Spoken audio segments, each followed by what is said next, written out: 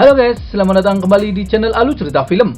Dan bagaimana kabar kalian? Tentunya Mimin selalu doakan agar kalian dalam keadaan baik, sehat, dan bahagia selalu. Untuk episode kali ini, Mimin akan membahas alur cerita Donghua dari film Throne of Steel untuk part yang kelima. Bagi teman-teman semua yang belum sempat menonton video-video sebelumnya, kalian bisa langsung menontonnya ya. Linknya ada di deskripsi. Dan jangan lupa untuk menekan tombol like, subscribe, dan loncengnya agar kalian tidak ketinggalan video-video terbarunya.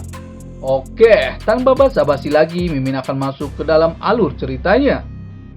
Di episode sebelumnya, Hao Chen pulang untuk menemui ibunya. Namun sesampainya di sana, ibu Hao Chen yaitu Nona Bayu kambuh dari penyakitnya. Dan ia akan ditolong oleh guru Xing Yu. Akan tetapi, Hao Chen mengira kalau guru Xing Yu akan berbuat jahat dan menindas ibunya. Ia pun sangat marah dan memintanya untuk melepaskan ibunya. Ia langsung menyerang ke arah guru Xing Yu. Guru Xing Yu pun dengan mudah menangkisnya dan membuat Hao Chen terpental dan terluka. Guru Xing Yu berkata kepada Hao Chen apa ia mengajari seperti itu. Ia meminta Hao Chen untuk tetap tenang, tidak peduli apapun yang sedang terjadi.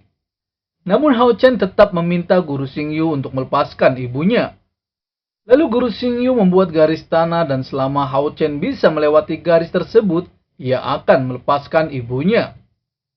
Hao Chen pun sangat marah dan langsung menyerang ke arah guru Xing Yu kembali dengan menggunakan teknik tebasan menyilangnya. Namun guru Xing Yu dengan mudah menangkisnya. Guru Xing Yu berkata kepada Hao Chen untuk menjadi penyayang memang hal baik, tapi kemarahan tidak membuatnya lebih kuat. Hao Chen pun memberikan sedikit perlawanan, dan ia rela berkorban nyawanya sendiri demi menyelamatkan ibunya. Guru Xing Yu pun menghampiri Hao Chen dan mengatakan kalau Hao Chen tidak menghargai hidupnya. Lalu bagaimana ia bisa melindungi ibunya? Di saat itu juga Hao Chen tidak mau mendengarkan kata-kata gurunya. Malahan ia membuatnya semakin marah. Ia pun mengeluarkan kekuatannya yang tak terduga dan mengatakan walaupun harus mati, ia pasti akan melindungi ibunya. Guru Xing Yu sedikit terkejut karena segel putra cahaya Hao Chen tiba-tiba rusak. Dan itu bisa menyebabkan Hao Chen kehilangan kesadaran selamanya. Hao Chen pun berhasil melewati garis pembatas guru Xing Yu dengan kekuatannya. Guru Xing Yu pun sangat terkejut. Lalu ia pun menghampiri Hao Chen dan meminta Hao Chen untuk fokuskan dirinya untuk mengendalikan kekuatan spiritualnya. Namun Hao Chen tidak menghiraukan dan langsung menyerang guru Xing Yu dan membuatnya terpental. Guru Xing Yu mencoba bertahan dengan serangan Hao Chen yang tidak terkendali. Ia tahu kalau Hao Chen sudah benar-benar lepas kendali. Lalu guru Xing Yu menggunakan segel pembatas untuk menyegel Hao Chen. Akan tetapi Hao Chen masih bisa menghancurkan dengan mudahnya. Dan ia langsung mengcounter guru Xing Yu dengan kekuatan putra cahayanya dan semakin tidak terkendali. Guru Xing Yu harus menemukan cara untuk membangunkan Hao Chen agar tersadar kembali. Akan tetapi, di dalam pikiran Hao Chen hanya teringat dengan ibunya dan hanya ingin menyelamatkan ibunya dari guru Xing Yu. Dan membuatnya semakin tidak terkendali.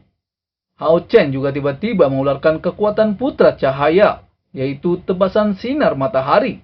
Di saat ia tidak terkendali, ternyata Hao Chen langsung bisa menguasai teknik putra cahaya secara tiba-tiba.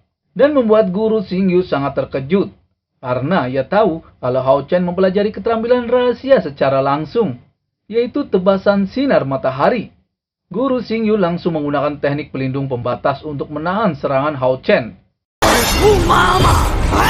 Dia harus cepat-cepat bisa membangunkan Hao Chen. Kalau sampai terlambat, Hao Chen bisa meledak dan mati. Namun di saat itu juga tali rambut pemberian ibunya terlepas dari rambut Hao Chen. Dan membuat Hao Chen tersadar dan teringat dengan pesan ibunya. Kalau rambut tersebut itu adalah tali pelindung agar bertumbuh dengan aman. Lalu ia menangkap tali pelindung itu hingga membuatnya tersadar. Hao Chen pun tidak sadarkan diri. Guru Xing Yu tahu dengan cintanya pada ibunya, Hao Chen pun berhasil mengendalikan kekuatan putra cahayanya. Dan ia tahu kalau sekarang Hao Chen sudah benar-benar menjadi putra cahaya. Beberapa waktu kemudian, Hao Chen dirawat dan diobati oleh ibunya. Tak selang berapa lama, ia pun tersadar. Ia berkata kepada ibunya, Aba Guru Xing Yu telah jahat kepada ibunya. Lalu ibunya menjelaskan kalau guru Xingyu tidak menggertaknya.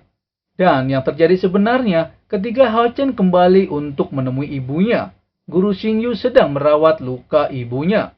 Namun ibunya tidak memberitahu apa sebenarnya penyakit yang dideritanya kepada guru Xingyu.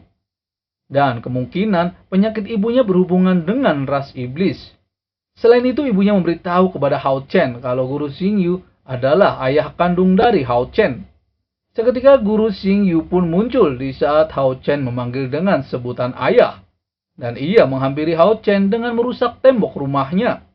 Lalu ibunya juga menjelaskan kepada Hao Chen kalau 10 tahun yang lalu sebuah perang besar terjadi antara manusia dan iblis. Ayahnya terluka parah dalam pertempuran. Ia juga diculik oleh ras iblis.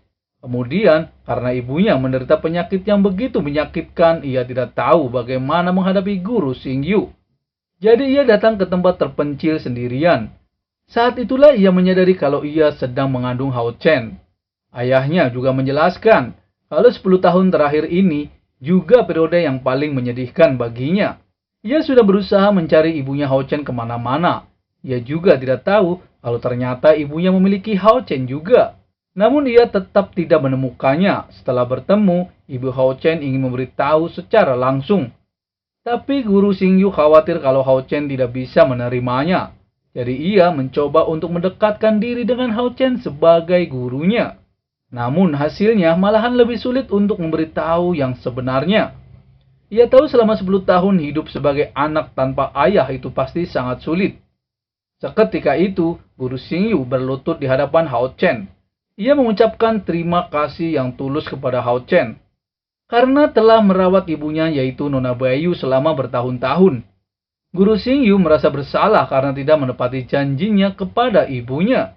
Dan Hao Chen lah yang memenuhi janjinya untuk melindungi ibunya. Ia terus-menerus meminta maaf kepada Hao Chen agar ia bisa memaafkan dirinya. Guru Xingyu ingin Hao Chen untuk memaafkan dirinya yang tidak bertanggung jawab. Hao Chen pun berkata kalau ia menyukai guru Xingyu ketika pertama kali bertemu. Karena sejak kecil orang lain selalu mengejek dirinya sebagai anak yatim.